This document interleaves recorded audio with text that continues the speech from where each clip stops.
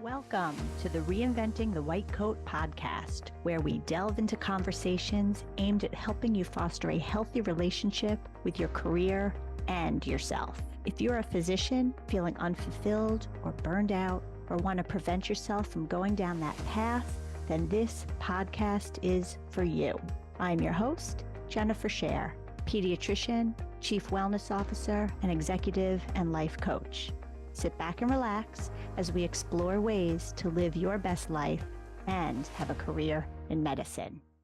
Today I'm speaking with Dr. Michael Foti, and after training in internal medicine during the pandemic, Mike began to struggle with anxiety and depression, and now he is an advocate, a fierce advocate for mental health among healthcare professionals, and even an author of a new book titled Grief, A Doctor's Battle with Anxiety and Depression.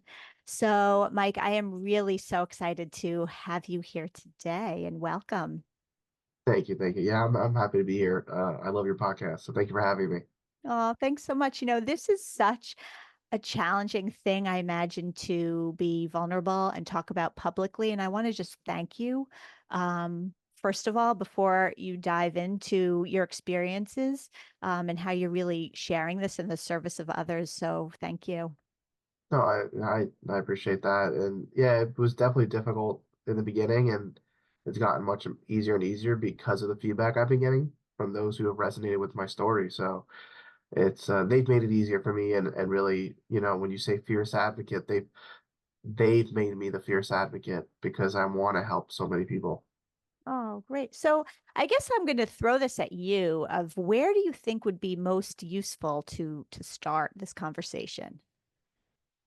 I would say kind of at the beginning of my story, what brought us here, if that works for you. Yes, please bring it on. Yes. So, you mentioned it a bit, but, for our listeners here, the first wave, of the COVID pandemic, when it became a pandemic and first arrived here in the US, the spring of 2020, if you'll all remember, I was in my first year of residency training. I was an intern in internal medicine at Greenwich Hospital in Greenwich, Connecticut. It's one of the Yale University hospitals. And as you can imagine, obviously this was a lot for anyone in the healthcare field, right? Yeah. But for someone in their first year of training who was, still very much learning, it was tremendously um, chaotic, and it housed some of the darkest times of my life, to say the least. These were, 12 to 16-hour days, never removing my N95. I was part of the rapid response team that's responding to all emergencies in the hospital. And, usually these happen once or twice a day. And at that first wave of COVID, this was happening every hour. And while normally it was just, oh, how are we going to stabilize this patient? This, at the first wave of the COVID pandemic, this had become, is my patient getting transferred to the ICU and being put on a mechanical ventilator? And this was all day, every day. So seeing the look on our patients' faces that they're going to be put to sleep, with sedation so that they can be on a ventilator and they don't feel the ventilator, and them not knowing if they're going to wake up again, because if they're going to get better again to get off of the ventilator, this is speaking to family members to try to explain that to them. And the reason that became so profound was because, these were patients in their 30s and 40s, right?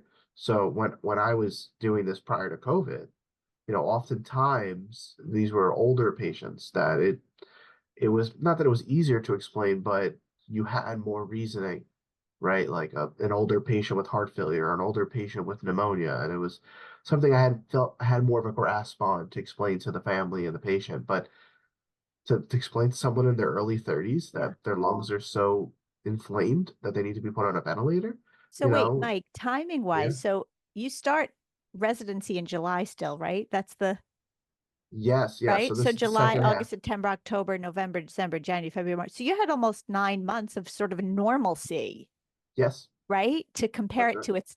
So that's interesting because the way you describe it and the way um I actually had a personal experience. I was in the outpatient world, so I didn't see it, but I'll share that my father was one of those first victims, and in passed in April of 2020, and I was permitted to sort of put on the suit from head to toe to go in to basically say goodbye to him.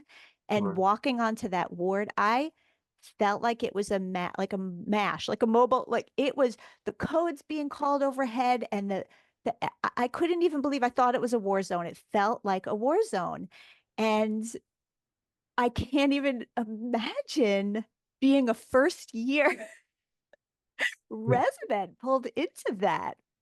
yes, yes. I think war zone, is a great term for that. Now, obviously, I can never understand and imagine what our military service go through, Yeah. but yeah, I think that from a medical perspective, that was the closest you're gonna get to that Hmm. because yes, it was everyone donning PPE, all day, every day.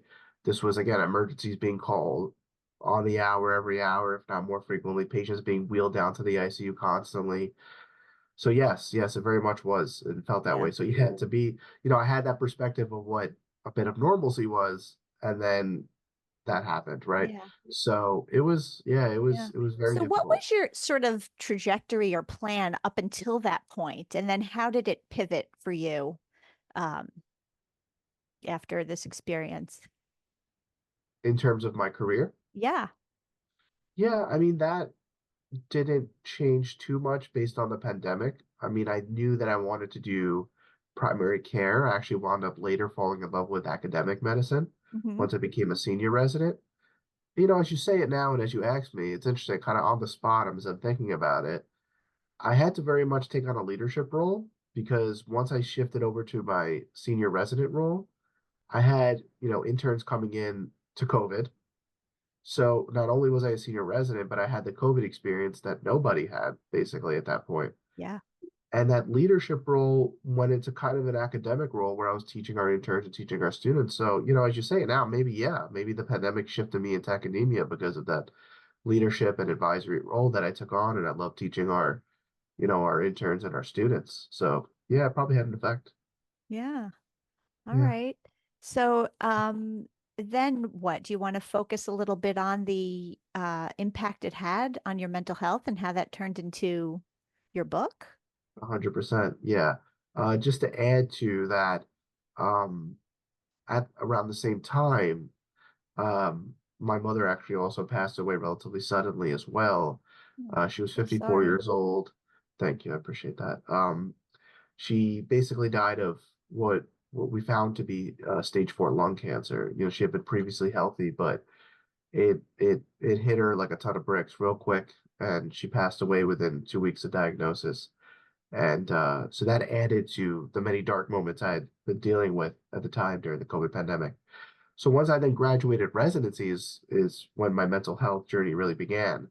I started having very severe panic disorder where I was waking up every night with extreme pain in my chest, as if someone was trying to rip open my rib cage, as if someone was trying to squeeze my left arm off. Someone was squeezing my all my arms and legs, really. If it was really an unbearable pain, I'd wish on nobody.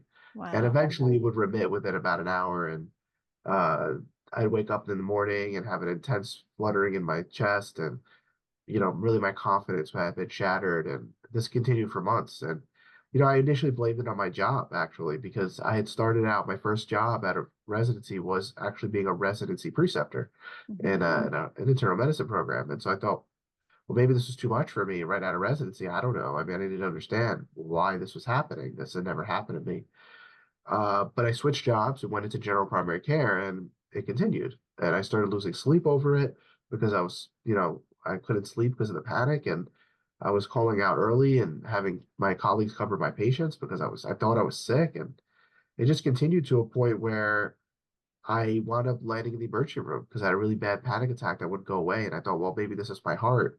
Went to the ED, everything was fine, my heart was fine, and I saw a psychiatrist in the emergency room, and I was actually diagnosed with anxiety and depression. And it was really my lowest point because I felt that the reason was because I couldn't live up to being a doctor, all the expectations my entire life to be a doctor. And I just felt really ashamed and embarrassed to be me. It was a really dark part of my life.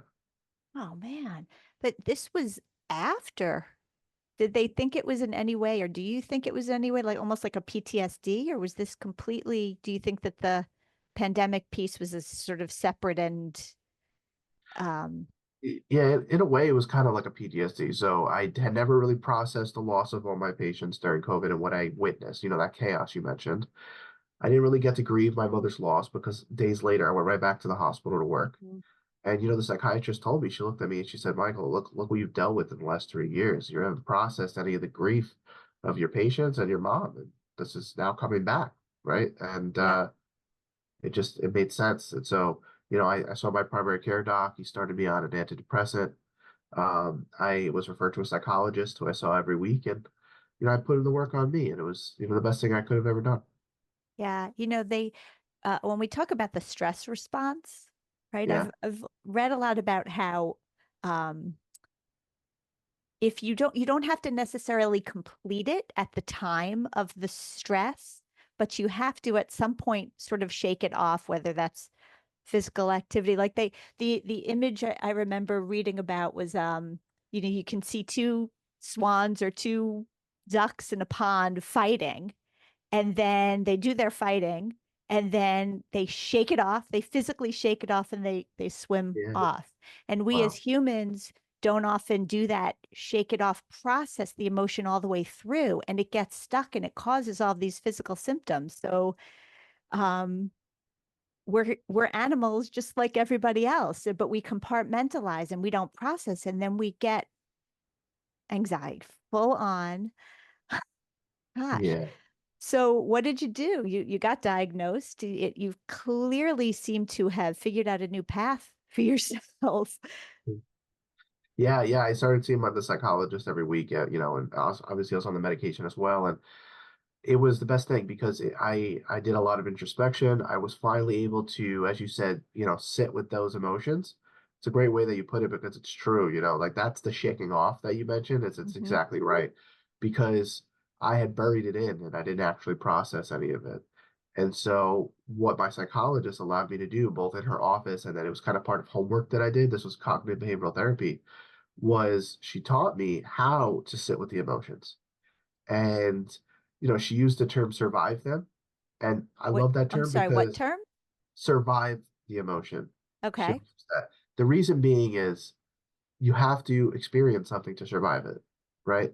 So you're showing yourself that you can survive the emotion. So Mm-hmm. a lot of panic and anxiety comes from the fear of the unknown. That you don't want to like my brain basically shuttered everything inside because I didn't want to process it because I was afraid to, Mm-hmm. and so now I was able to finally sit with it. And that was the best thing I could have ever done because I was able to really process a lot of that. And another thing that I had realized, this was more in my introspection, was that a lot of this just came from the stigma of mental health and medicine, which I'm sure we'll Yeah. discuss, but a lot of that also played a big part in the shame that I felt. Yeah, so much shame. I mean, we're trained so ingrained into us to be strong and to be stoic and to not show emotion. So really, again, that's to my gratitude for you for sharing this story and destigmatizing it a bit. What have you found? People coming opening up to you? Like, what's your experience been on this journey? Yeah, no, it's been phenomenal. Really, it started out, my first talk actually, I have one of these pictures on my wall behind me is that first talk. The first talk that I gave was here, I'm a full-time faculty member here at Touro, and that was the first talk I gave was here last semester.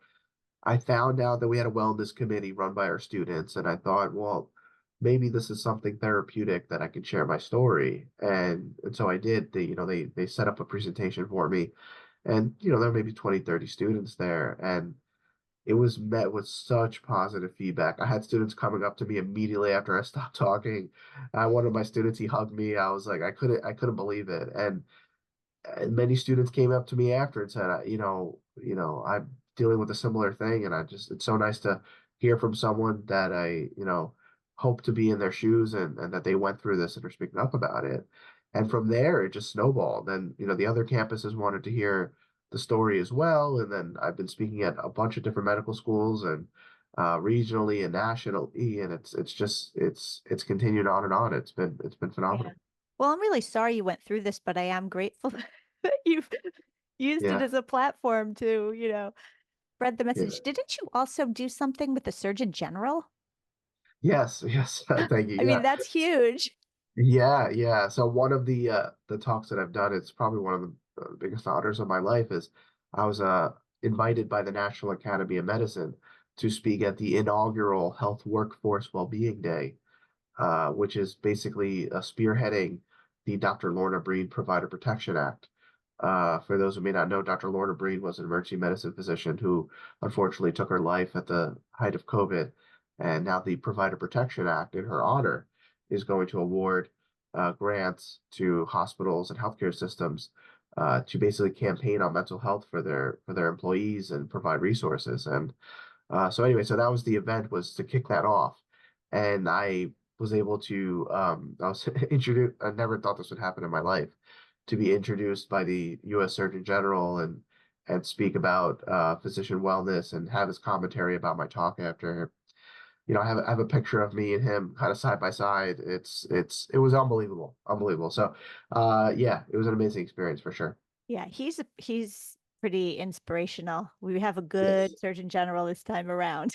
I mean, Yeah, for sure. they usually are always very good, but I mean, with his focus on the loneliness and uh, Yeah. mental He, health he in he's particular. put health workforce well-being at the forefront, and it's really, I Yeah. appreciate it. Yeah. So now so you're working primarily with students now, is that right? Yeah, yeah.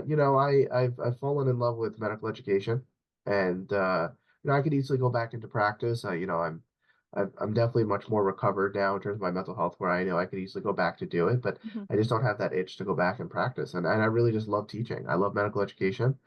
There's something new every day for me to do. It's which I love. One day I'm in meetings, and another day I'm teaching, another day I'm at a conference, another day I'm doing an event with the students. It's amazing. And Yeah. so, the students are so grateful of what I do, and then yeah, I'm loving it. I'm full-time faculty at Touro College of Osteopathic Medicine in Middletown, New York. Yeah. And when you have an impact and help grow a doctor, you're really impacting and having an impact on all of the future patients that they're going to see. So, um, Yes. in a way, I Yeah. mean, it hurts. It's hard. Speaking of those, what we're trained, you should see patients and but um, to help other people do it well is also incredibly valuable, and people need to do that. Yeah. And if I can train the next generation of physicians and they take Yeah. care of their patients well, then yeah, I'm having a broader impact.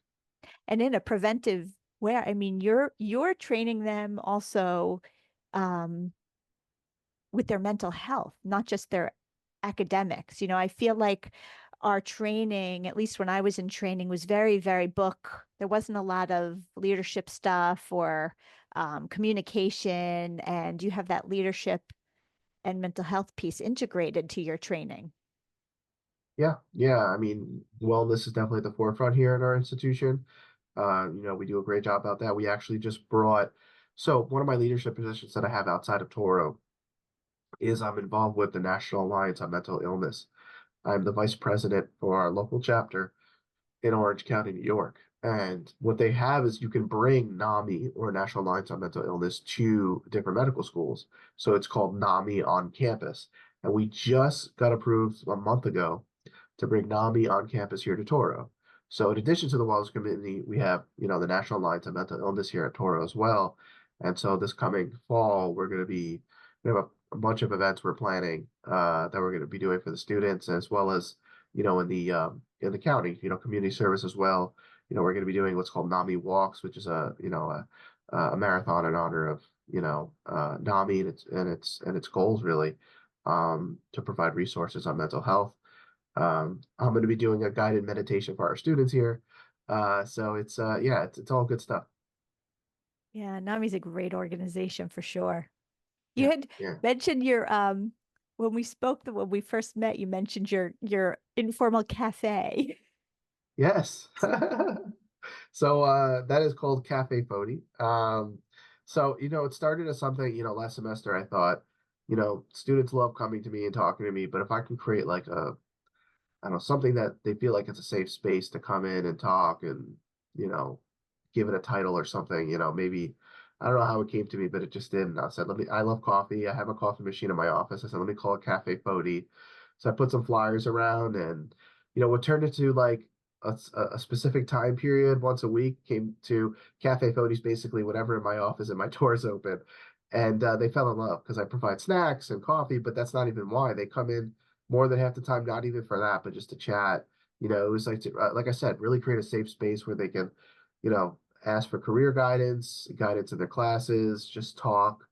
And so much so that they fell in love that a group of first year students got me that sign over there that says Cafe Foti.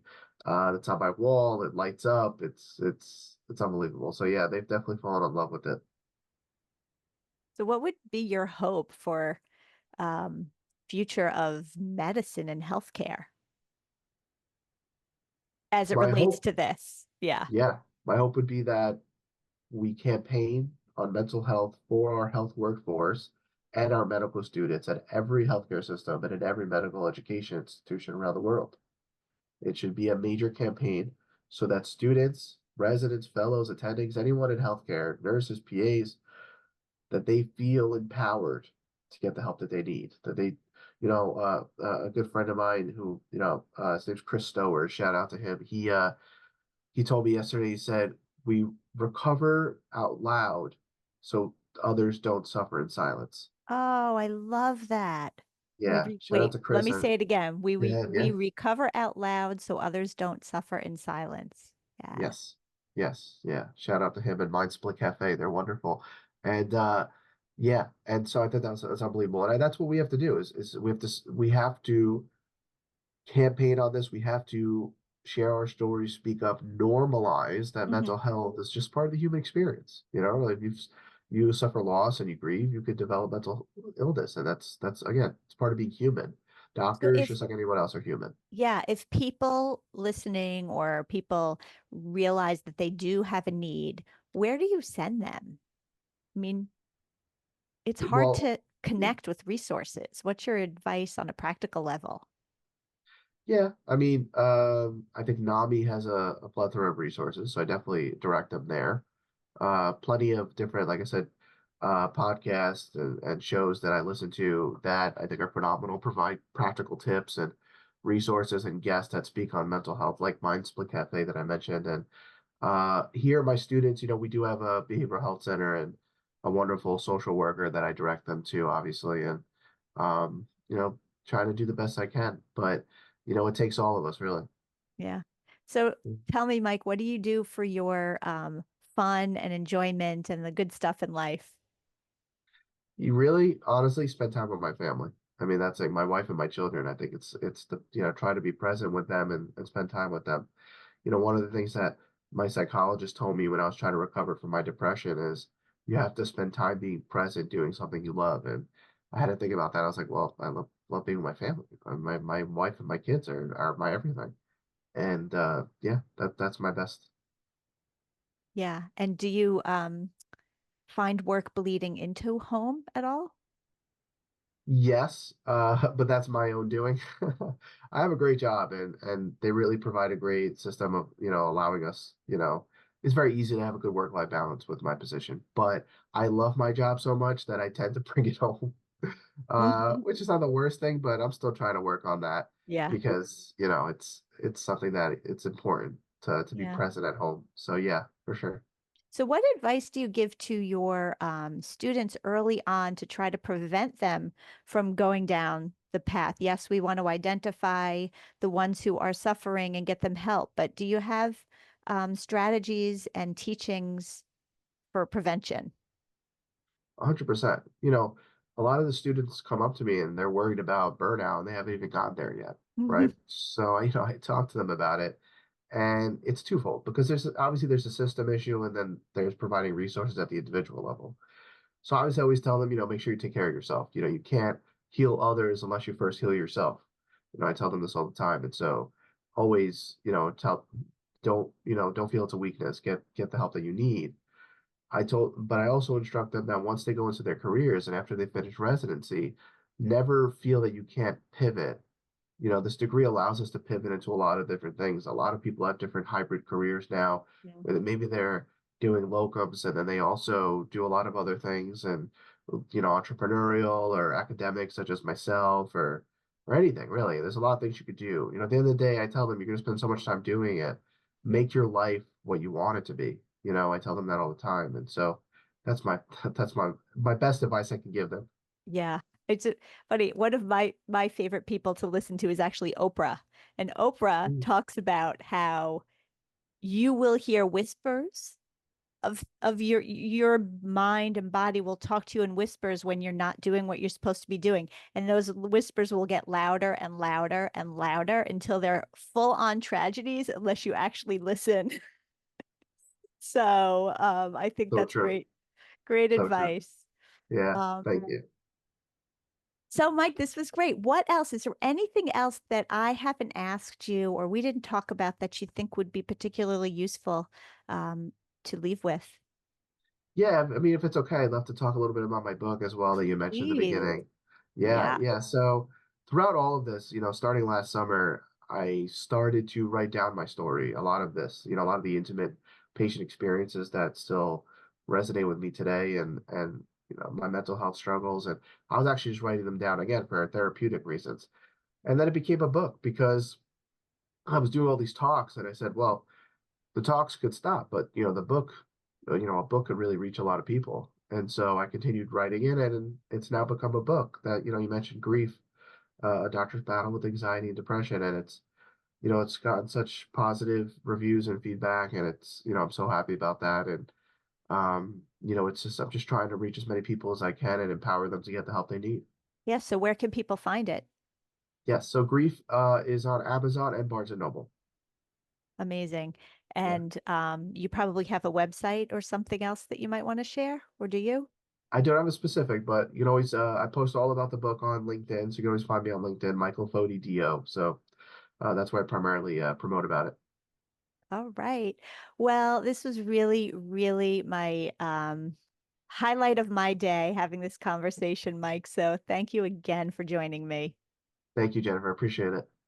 And I always end with thank you to our guests for spending time with us. And I hope to see you again on the next episode of Reinventing the White Coat. That's all for this episode of Reinventing the White Coat.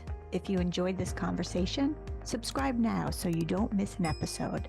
If you're interested in coaching or in being a guest on the podcast, you can reach out to me online at sharecoaching.com.